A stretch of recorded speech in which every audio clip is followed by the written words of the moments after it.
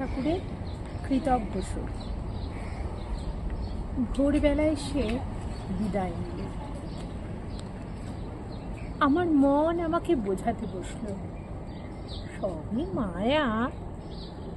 আমি রাগ করে বললাম, এই তো টেবিলে সেলাইয়ের বাক্স, ছাতে ফুল গাছের টব, খাটের ওপর নাম লেখা হাত পাখাখানি, সবই তো সত্য।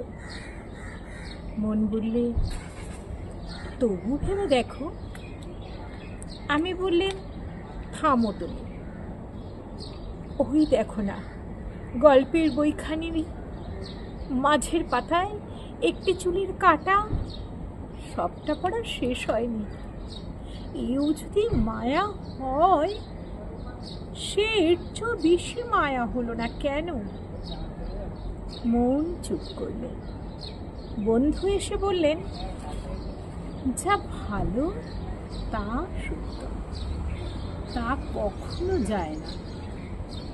সমস্ত জগৎ তাকে রত্নের মতো বুকের হাড়ে গেঁথে রাখে। আমি রাগ করে বললেন, কি করে জানলে? দেহ কি ভালো নয়? সে দেহ গেল কোনখানে? ছোট ছেলে যেমন রাগ করে মাকে মারে, তেমনি করে বিশ্বে আমার যা কিছু আশ্রয় সমস্তকেই মারতে লাগলেন। বললেন, সংসার বিশ্বাসঘাতক।